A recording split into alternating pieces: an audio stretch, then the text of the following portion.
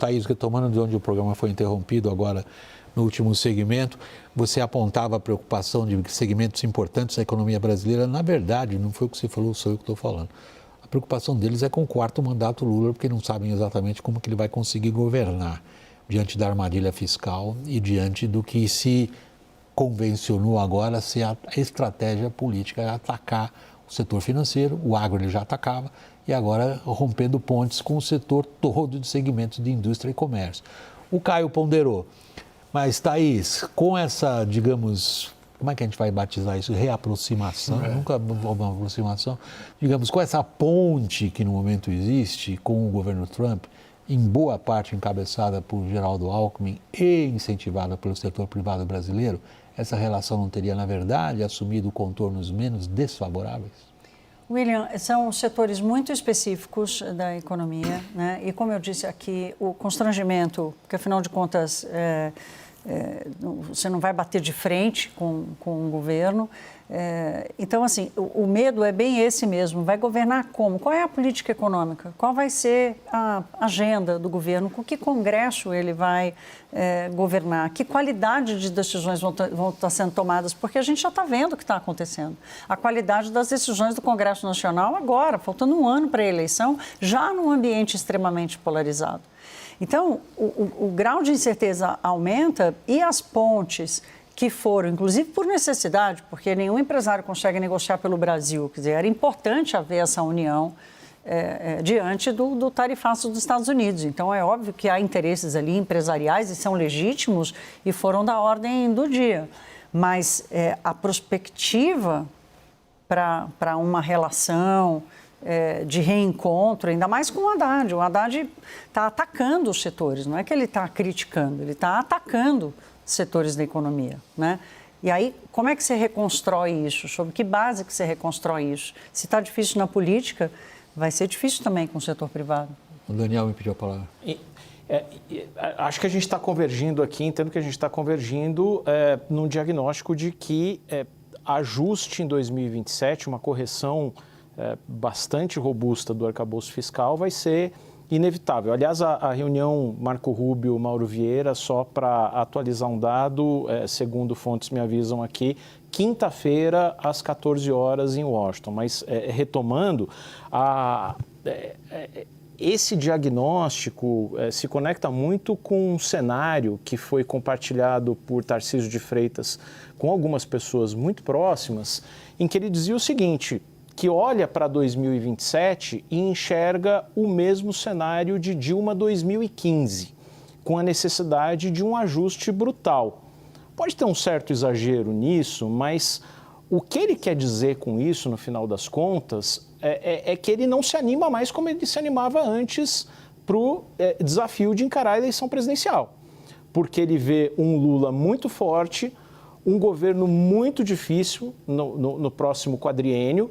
E, olha, para ser eleito dessa forma, partir para uma eleição em que eu não sou favorito, ele chamou de missão suicida para algumas pessoas, e assumir um governo em que vai ter que se desgastar tanto logo de cara, melhor ficar em São Paulo. Bom, está aberto o campeonato de como avaliar esse tipo de postura política. Os líderes existem para enfrentar situações difíceis, não para se adaptar a situações fáceis, mas esse é um princípio universal. Se alguém que quer ser líder de uma centro-direita ou quer ser o polo em torno do qual aquilo que a gente convencionou chamar de direita ou antipetismo, ou como vocês quiserem no Brasil, diz eu não vou porque está difícil, Caio. Essa é a posição, inclusive de toda a direita praticamente, né? Encabeçado pelo Tarcísio de Freitas, que de fato está revendo ali essa candidatura que de fato ele também nunca assumiu, colocando na mesa o medo de perder. Na prática é isso, em razão da popularidade do Lula e, do outro lado, esse cenário fiscal do país em 2027. Agora, do lado do governo, o governo confiante, não olhando para 2027, olhando para 2026, isso já desde o começo do ano, e seguindo numa estratégia. E aquilo que eu sempre falo também, né, William, o PT, o Lula, eles têm um know-how de ganhar a eleição presidencial. O que vai acontecer depois fica para depois. Não estou nem justificando, mas estou falando como que costuma acontecer. Né? Ganharam 5 das 6 eleições presidenciais neste século e estão muito bem posicionados para o ano que vem. E do outro lado, quem? Cadê o outro lado? Outro lado, você tem o Caiado, cujo partido não quer que ele seja candidato, o Tarcísio não quer ser candidato, quem está se posicionando e crescendo nos bastidores é o governador do Paraná, Ratinho Júnior, que está terminando o mandato, é novo, tem o nome do pai para carregar ele, tem resultado no Estado, né? Aparentemente parece ser o nome que hoje no bastidor, pelo menos na direita, vem se viabilizando. Segmentos da economia brasileira apostam em quem?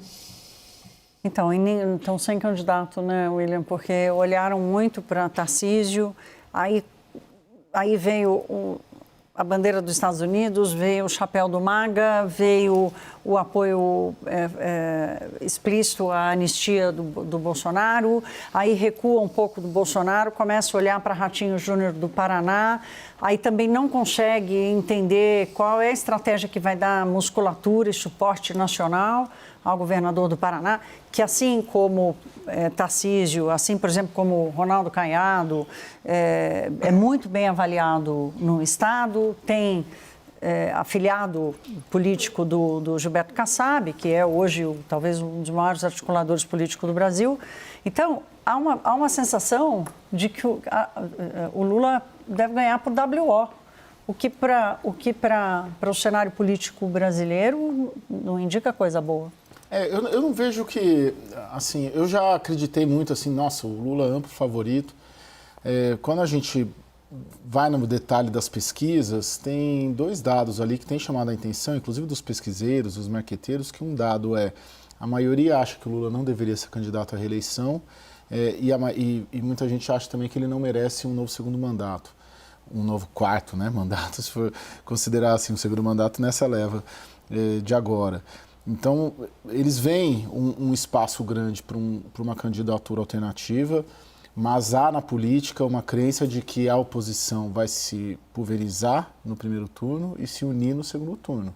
E se tem um Lula forte, sempre tem um anti-Lula forte, ainda mais, principalmente de 2014 para cá, porque todas as eleições mostraram um antipetismo muito presente ainda na sociedade e com força para chegar perto e para ameaçar uma vitória. Bom, pessoal, essa parte dos nossos temas hoje eu estou encerrando nesse segmento. Posso fazer rapidamente o que você quiser, coisa Thaís, como em cima do que o Daniel falou, dessa expectativa de que o ano que vem vai ser, ou 2027 vai ser 2015, concordo, viu, Daniel, com exagero. Eu acho que é um pouco de exagero. A economia brasileira é outra hoje, inclusive a transparência sobre as coisas que estão sendo feitas nas contas públicas, né? O Brasil tem uma outra musculatura, inclusive da economia real, mas não significa que a gente não vai viver turbulências. Eu não estou jogando um contra o outro, não, mas eu acho que o que o Daniel tem mais na cabeça é a ideia de que 2015 significa ela ganha a eleição do jeito e tem que dar um cavalo de pau em outra direção. O estelionato eleitoral. O cavalo de pau é fatal para quem ganha uma eleição e dá o cavalo de pau. Talvez seja isso. Era isso, Daniel?